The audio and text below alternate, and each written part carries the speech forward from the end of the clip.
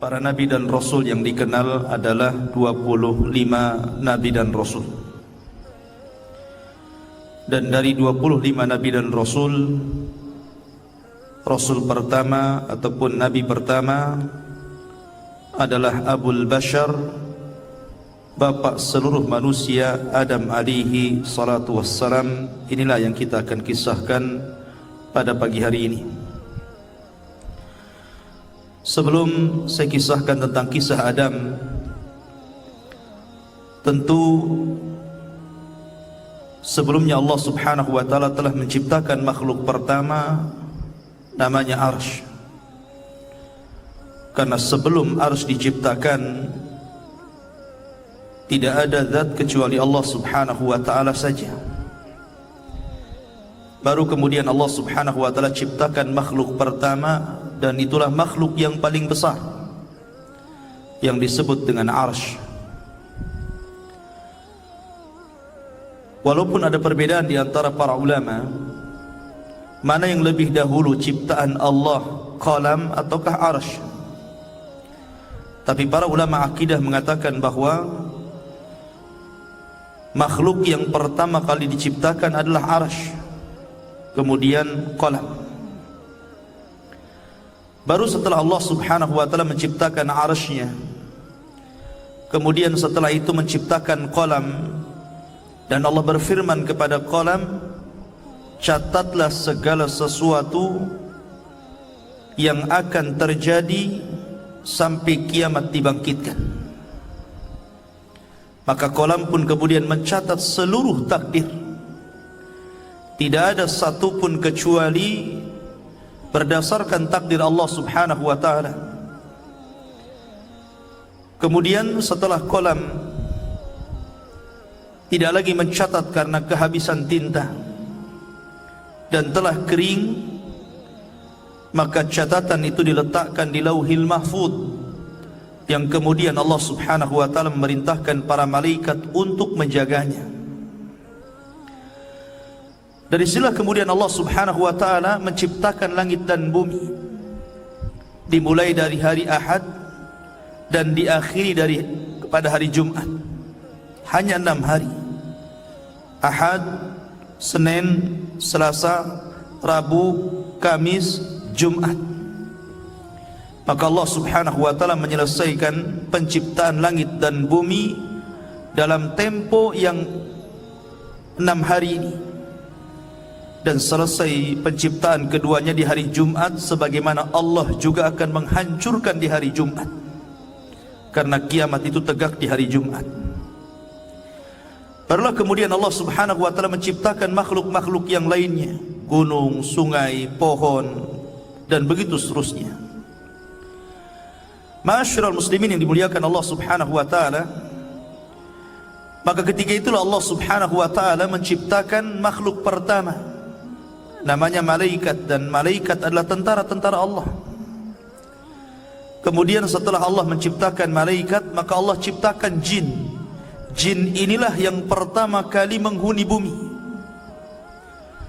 Akan tetapi karena jin ini memang disifatkan Allah subhanahu wa ta'ala lebih banyak yang rusak dibandingkan yang baik, maka terjadilah kerusakan di permukaan bumi. Sesama jin ini saling bunuh-membunuh, menumpahkan darah, merusak bumi. Akhirnya kemudian Allah subhanahu wa ta'ala pilih dari mereka yang paling saleh, dan namanya tidak ada dalam Quran dan Sunnah, tetapi kisah Israiliyat menyebutkan bahwa jin yang paling saleh itu namanya Azazil. Tapi sekali lagi ini tidak berdasarkan Quran dan Sunnah, ini cerita Israiliyat. Dan Nabi SAW bersabda, tidak mengapa anda menceritakan tentang Israiliyat selama tidak bertentangan dengan Al-Quran dan Sunnah. Ma'asyiral muslimin yang dimuliakan Allah subhanahu wa ta'ala, maka kemudian Azazil inilah yang kemudian diutus oleh Allah subhanahu wa ta'ala, kemudian dibekali dengan tentara malaikat untuk memperbaharui jin-jin yang ada di permukaan bumi, sehingga jin-jin yang jahat itu ditangkap, kemudian dilemparkan ke beberapa tempat di permukaan bumi. Sampailah kemudian bumi pun tenang karena dia berhasil menenangkan kaum jin. Dari situlah kemudian Azazil diangkat ke langit dan menjadi raja bagi seluruh kalangan jin, dan dia tinggal bersama para malaikat yang kemudian oleh Allah Subhanahu wa taala diberikan amanah untuk menjadi khazanatul jannah, penjaganya surga. Dari sini Allah Subhanahu wa taala memulakan penciptaan yang pertama, kisah Adam alaihi salatu wassalam setelah malaikat dan jin. Allah Subhanahu wa taala menyebutkan dalam surah Al-Baqarah, tepatnya ayat 30, 31, 32, 33 dan seterusnya. Allah mengatakan, wa idh qala rabbuka lil malaikati inni ja'ilun fil ardi khalifah. Dan ingatlah ketika Tuhanmu berfirman kepada para malaikat, aku hendak menjadikan khalifah. Khalifah itu bukan pemimpin, tetapi makhluk yang bergenerasi, itu namanya khalifah. Jadi makhluk yang akan terus lahir, maka disebut khalifah. Yakhlufu ba'duhu ba'da. Jadi makhluk yang bergenerasi itu disebut khalifah. Dan Adam bergenerasi sampai generasi kita ini. Maka di bumi mereka berkata, apakah engkau hendak menjadikan orang-orang merusak? Qalu ataj'alu fiha man yufsidu fiha wa yasfikud dima. Ya Rabb, apakah engkau hendak menjadikan ciptaanmu itu orang yang merusak dan menumpahkan darah di sana, maksudnya di bumi? Wa nahnu nusabbihu bihamdika wa nuqaddisu lak. Sementara kami, kata malaikat, makhluk yang senantiasa bertasbih, memujimu, membersihkan namamu. Maka Allah mengatakan, qala inni a'lamu ma la ta'lamun. Maka Allah berfirman, saya lebih tahu apa yang kalian tidak tahu. Ma'asyiral muslimin yang dimuliakan Allah Subhanahu wa taala, Al-Imam Ibnu Katsir menyebutkan dalam kitabnya Bidayah wan Nihayah. Ini kursinya makin pendek saja nih. Lama-lama tenggelam pula saya. Coba dibenerin dulu. Makin ke bawah, makin ke bawah.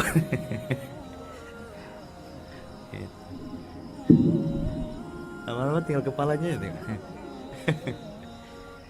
Coba. Sewak. Oke. Tidak, ini kok makin tek-tek ke bawah tuh. Iya, lama-lama di bawah kita ngaji.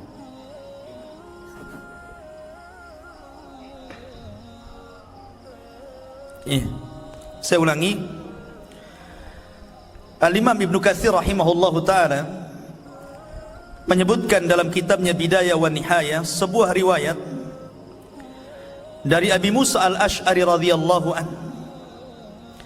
Innallaha khalaqa Adam min qabdatin qabadaha min jami'il ardi. Faja'a banu Adam ala qadril ardi. Faja'a minhumul abyad wal ahmar wal aswad wa baina dhalik wal khabithu wat tayyib was sahlu wal haznu wa baina dhalik. Sesungguhnya Allah Subhanahu wa taala ketika menciptakan Adam min qabdatin, dari cidukan tanah, di mana Allah Subhanahu wa taala ketika menciptakan Adam ini dari beragam macam warna tanah. Ada tanah yang berwarna putih, ada tanah yang berwarna merah, ada tanah yang berwarna hitam, dalam riwayat ada tanah yang berwarna kuning, dan ada yang bercampur di antara warna-warna ini.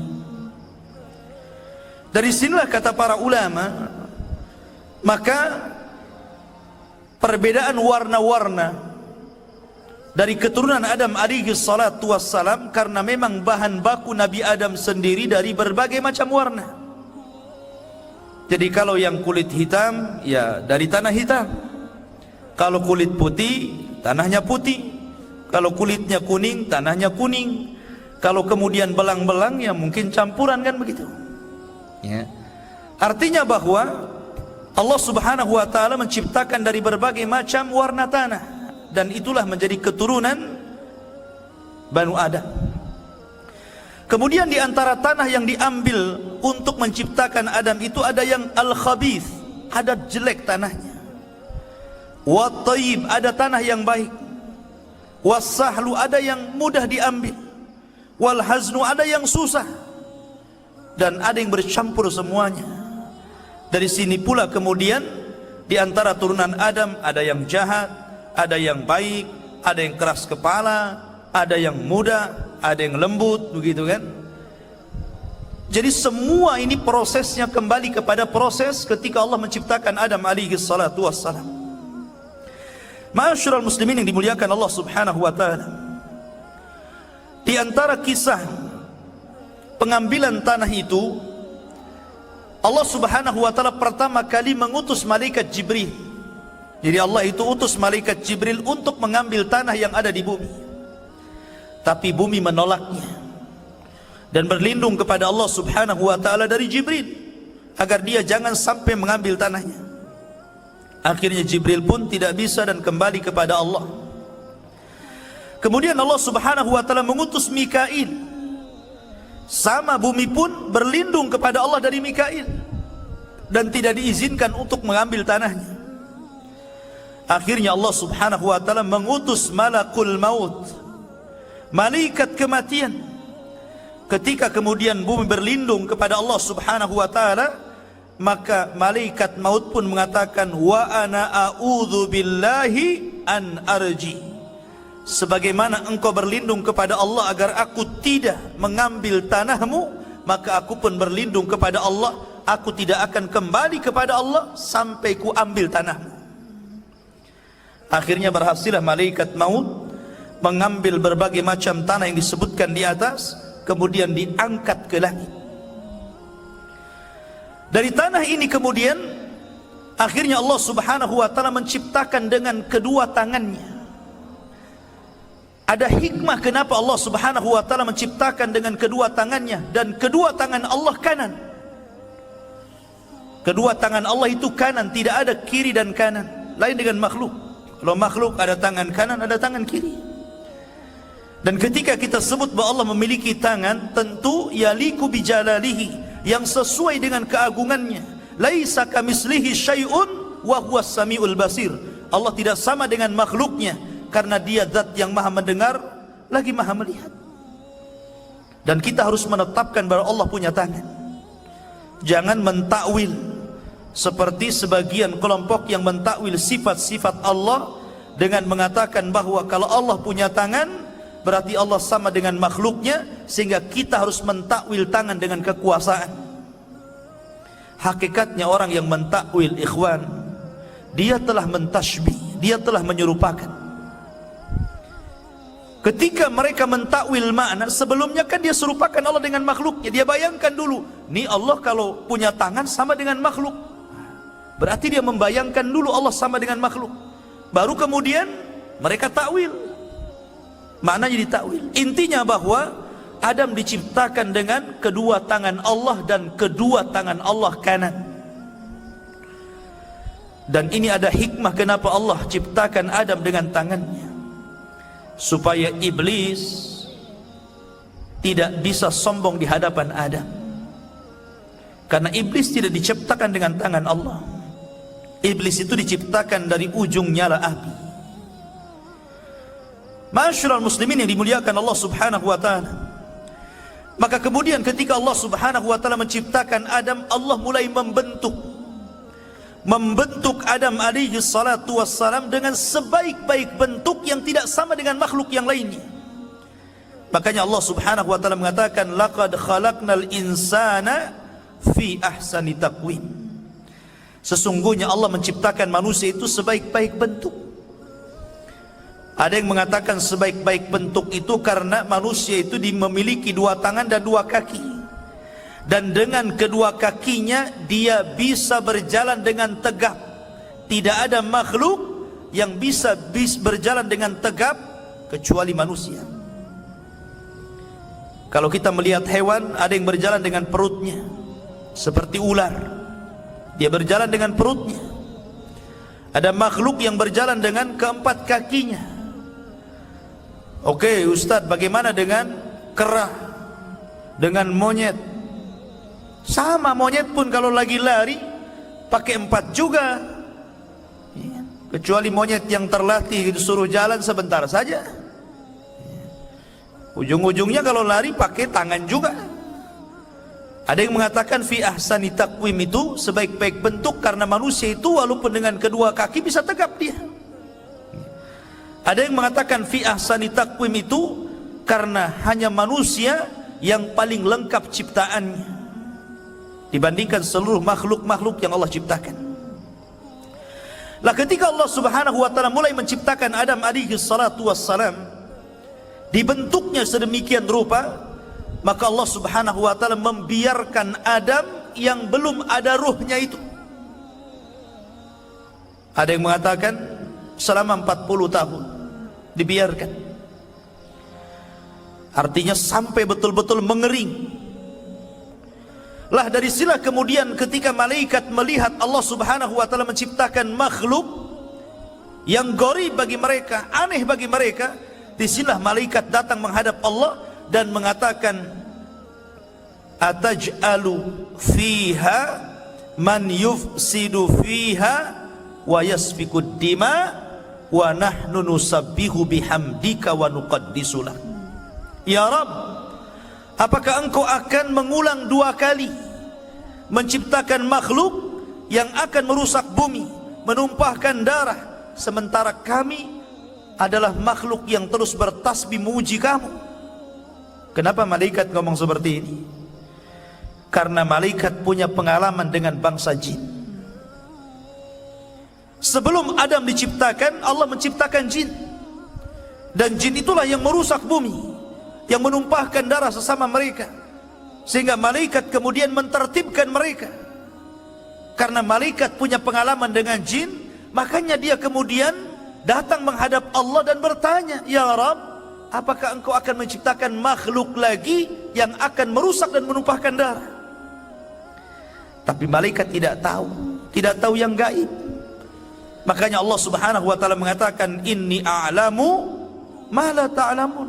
Lah saya ini yang menciptakan lebih tahu dibandingkan engkau. Barulah kemudian malaikat paham, dari turunan Adam ini ada yang menjadi para nabi dan rasul. Terkadang tingkatan mereka di atas para malaikat. Keluarlah para syuhada, keluarlah orang-orang saleh, keluarlah para siddiqun. Itulah kata-kata saya lebih paham dari apa yang kalian tidak tahu. Ma'asyiral muslimin yang dimuliakan Allah Subhanahu wa taala. Sementara iblis beda pula dia. Ketika Allah Subhanahu wa taala menciptakan Adam, baru berbentuk patung yang mengeras tadi, belum lagi ada ruh. Iblis ini bolak-balik. Kemudian memegang-megang Adam, kadang masuk dari lubang telinga, keluar dari lubang hidung, masuk dari lubang hidung, keluar daripada lubang dubur. Begitulah dia masuk keluar. Kemudian dia mengatakan di hadapan malaikat, la in sullitu la uhlikanna. Kalau seandainya makhluk ini diserahkan kepadaku, ku hancurkan dia. Dari sini hasadnya mulai nampak. Makanya hasad itu penyakit pertama yang ada di langit dan penyakit pertama yang ada di bumi. Ma'asyiral muslimin yang dimuliakan Allah Subhanahu wa taala, sampailah kepada waktu yang ditentukan, waktu yang menegangkan, ketika Allah hendak meniupkan ruh kepada Adam. Maka Allah Subhanahu wa taala memerintahkan kepada para malaikatnya agar berkumpul. Bagaimana Allah Subhanahu wa taala akan membuat peristiwa baru tentang munculnya makhluk baru yang namanya Adam alaihi salatu wassalam. Maka seluruh malaikat berkumpul. Tidak ada yang luput dari Allah Subhanahu wa taala.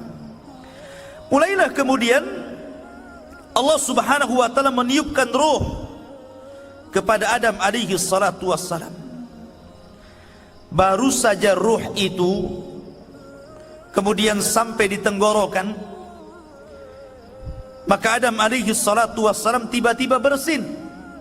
Haji, seperti itu bersinnya, kayak antum bersin.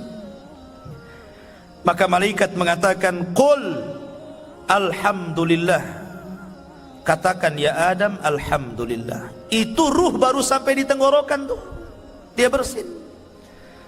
Makanya kemudian ketika Adam alaihi salatu wassalam mengajarkan kepada kita bahwa bersin itu bagian daripada nikmat, dan kita disuruh mengucapkan alhamdulillah, karena ini syariat Adam alaihi salatu wassalam. Ketika dia bersin, dia mengucapkan alhamdulillah.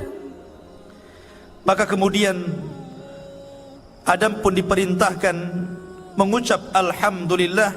Maka ketika Allah mendengar Adam memuji Allah, maka Allah pun berfirman, yarhamuka rabbuk, Rabbmu telah merahmatimu.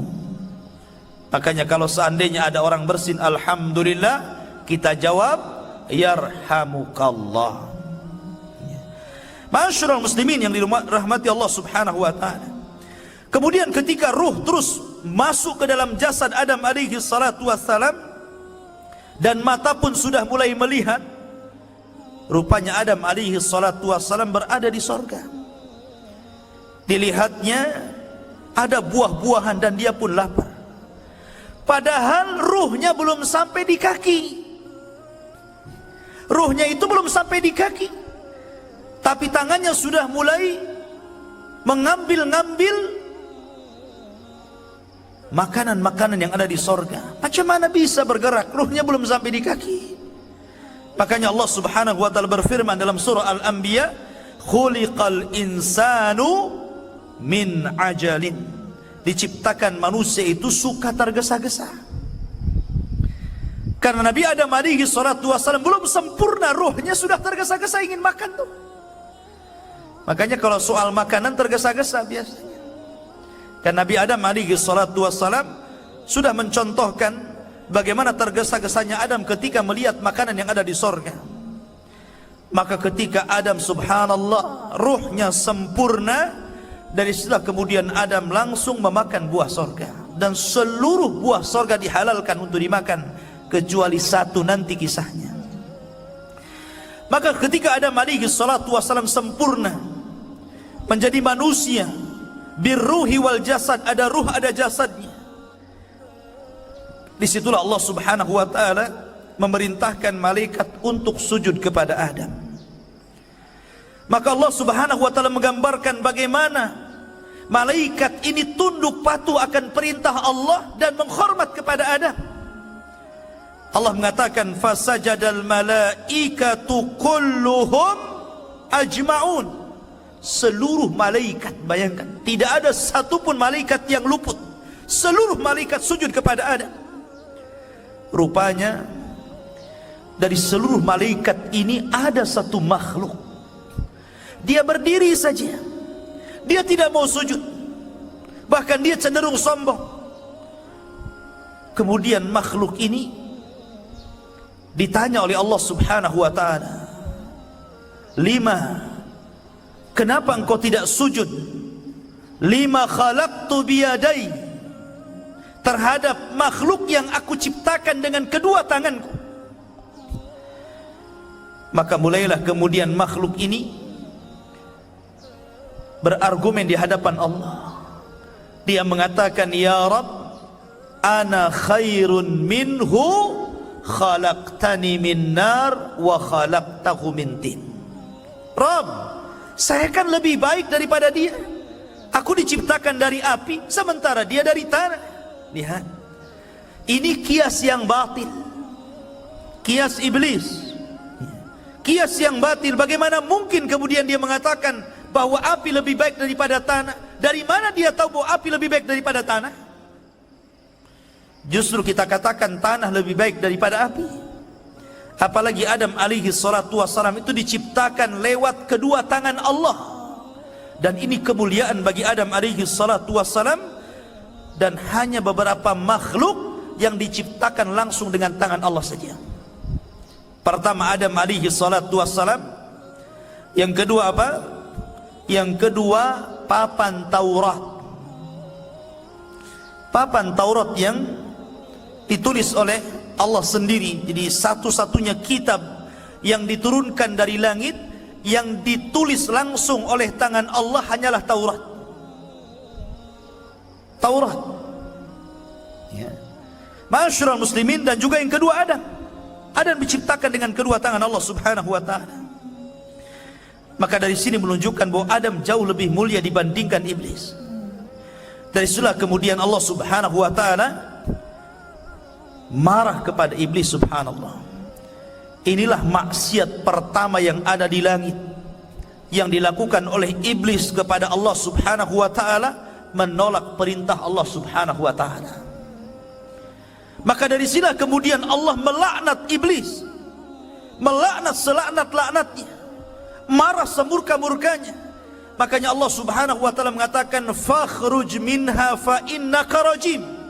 Hai iblis, keluar kau dari sorga, engkau kukutuk.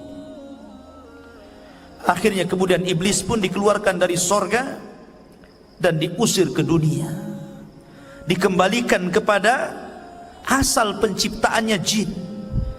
Karena jin itu memang tabiatnya jahat, maka Allah kembalikan iblis ke asal penciptaannya, jin. Walaupun ada khilaf apakah iblis ini bagian daripada malaikat, apakah dari bagian daripada jin, maka pendapat yang kuat kata Imam Ibnul Qayyim dan Syekhul Islam Ibnu Taimiyah bahwa iblis itu bagian daripada jin. Allah mengatakan, kana minal jin fa fasaqa an amri rabbiha. Iblis itu bagian daripada jin yang melakukan kefasikan kepada perintah Rabbnya. Ma'asyiral muslimin yang dimuliakan Allah Subhanahu wa taala. Kemudian setelah iblis diusir, maka Adam pun berjalan di sorga sendirian. Ikhwah fidin, kalau seandainya Batam itu milik antum, tapi nggak ada orang, antum sendiri saja, antum jadi wali kotanya, gitu kan, tapi nggak ada orang. Kira-kira antum nyaman nggak hidup sendirian di Batam ini? Nggak akan nyaman. Dan itulah kemudian ketika Adam alaihi salatu wassalam tidak nyaman hidup sendirian, kemudian dia pun tertidur. Tiba-tiba selepas bangun, di sampingnya ada perempuan. Dialah Hawa, diciptakan dari tulang rusuk yang paling bengkok dari tulang rusuk Adam alaihi salatu wassalam.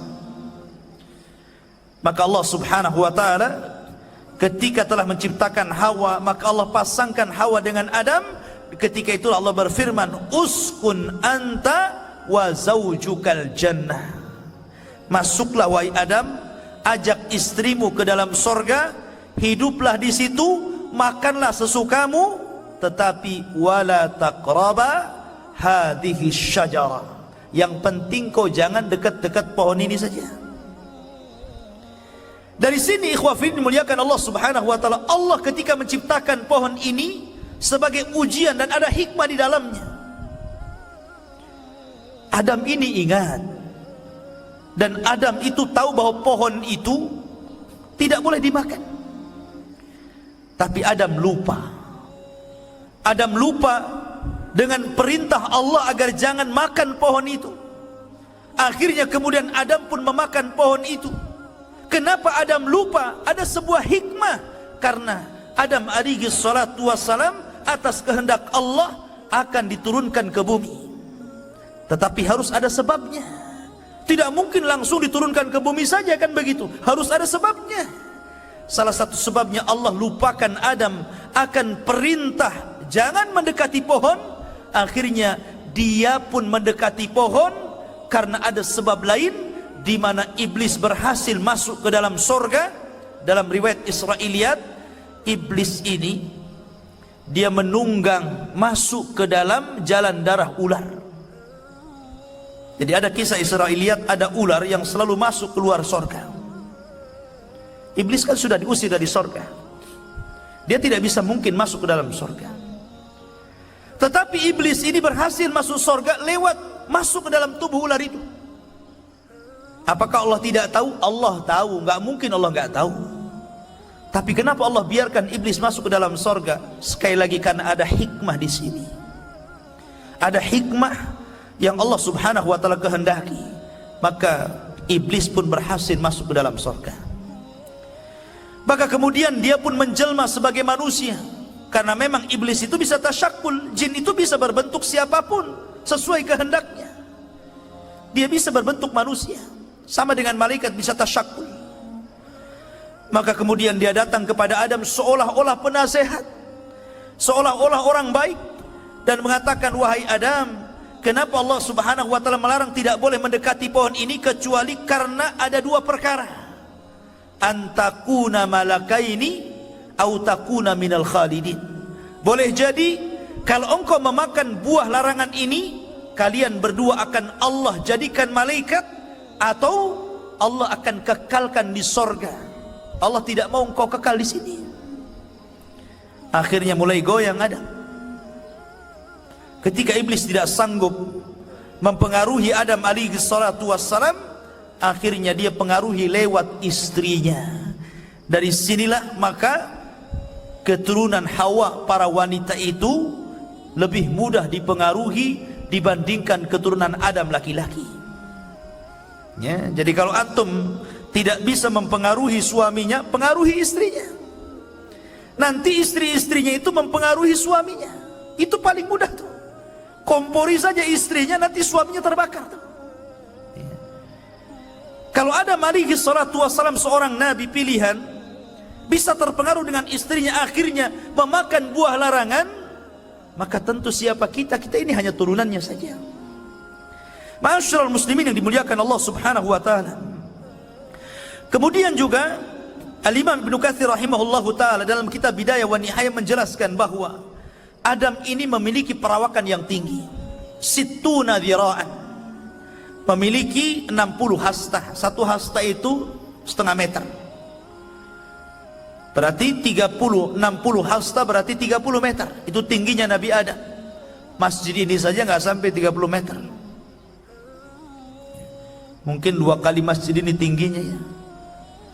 Kemudian lebarnya 7 hasta, berarti lebarnya itu 3,5 meter, tingginya 30 meter. Kalau buat jubah itu kayak apa jubahnya itu ya. Makanya tentu sebagaimana makhluk di zaman itu besar-besar, tentu juga binatangnya juga besar-besar. Kalau ayam di zaman sekarang yang kecil, kemudian hidup di zaman Nabi Adam, disangka semut. Kecil kan begitu ya, mungkin diinjak nanti. Ya tentu kan besar-besar juga binatangnya di zaman itu. Tapi bukan berarti kemudian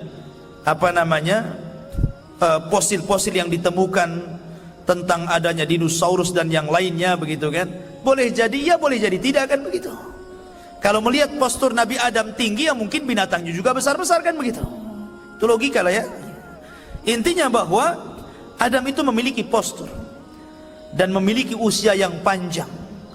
Tetapi ketika Allah takdirkan semakin ke sini, maka posturnya semakin pendek dan juga usianya semakin pendek. Dari sini Nabi SAW hanya membatasi umat Islam berkisar 60 sampai 70 tahun saja. Ma'asyiral muslimin yang dimuliakan Allah Subhanahu wa taala. Ketika Allah Subhanahu wa taala kemudian takdirkan bahwa Adam alaihi salatu wassalam memakan buah larangan, akhirnya kemudian Adam pun diusir oleh Allah dari sorga. Qulna bitu minha jami'an, kami katakan keluar kalian semua. Hei Adam, hei Hawa, keluar kalian dari sorga. Maka di sini 3 makhluk diusir, iblis, Adam, dan juga Hawa. Mereka berjumpa di bumi. Ada yang mengatakan Adam diturunkan di India, sementara Hawa itu diturunkan di Mekah.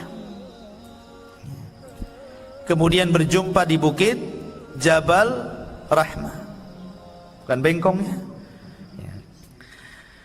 Ada yang mengatakan, tapi ini riwayat ini perlu dilihat. Ini kan kisah-kisah yang masyhur saja, karena tidak ada riwayat, cuman riwayat Israiliyah.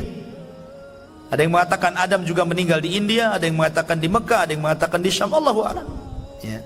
Yang jelas kita tidak menetapkan yang tidak ditetapkan, hanya menukil beberapa kisah Israiliyat. Artinya bahwa Adam alaihi salatu wassalam kemudian diturunkan ke bumi. Dari sinilah ada dialog yang menarik antara Nabi Adam alaihi salatu wassalam dan Nabi Musa. Kapan berjumpa keduanya? Allahu a'lam. Nabi yang menceritakan, dan hadis itu sahih, di mana Nabi Musa alaihi salatu wassalam mendebat Adam dan mengatakan, gara-gara engkau wahai Adam, harusnya kami sudah di sorga, tapi gara-gara engkau memakan buah larangan, akhirnya kami ke dunia. Coba kau tidak memakan buah larangan, kan sudah enak kami di sorga. Kata Nabi Musa, karena Musa itu kalimullah. Adam alaihi salatu wassalam mengatakan, ya Musa, tunggu dulu, engkau kan kalimullah, Nabi yang diajak bicara Allah, dan Allah bekali engkau dengan Taurat. Kira-kira dalam Tauratmu itu ada enggak lafaz yang mengatakan bahwa Adam bermaksiat, memakan buah larangan, kemudian Allah usir dari sorga ke bumi? Ada enggak di Tauratmu? Kata Nabi Musa, ada. Kalau begitu salahkan Tauratmu, karena Tauratmu lebih dulu dicatat dibandingkan Allah menciptakan diriku bi khamsina alfasana, jaraknya 50.000 tahun. Taurat dulu, setelah 50.000 tahun baru Adam diciptakan. Maka Adam mengatakan, salahkan Tauratmu, kenapa ada lafaz yang seperti itu, jadinya aku dikeluarkan. Akhirnya saling membela di sini.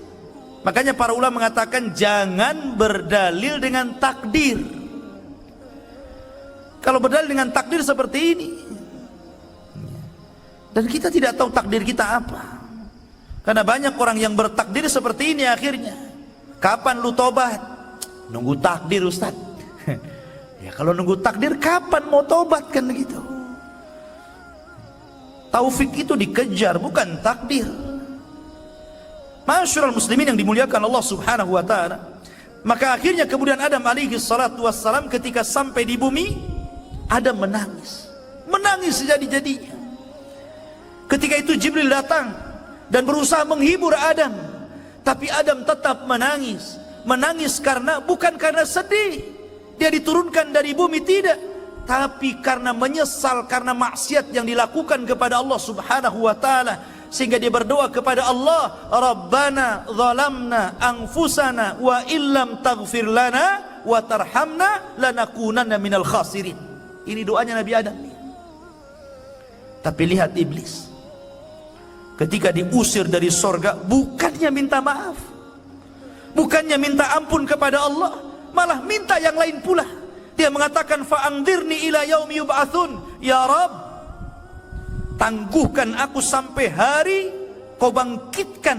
Dia minta dibangkitkan bukan pada sangkakala pertama, tapi pada sangkakala kedua lagi, agar jangan diwafatkan. Dan lancangnya iblis mengatakan, fabima aghwaitani, karena engkau yang telah menyesatkan aku. Kurang ajar nggak bahasanya ini?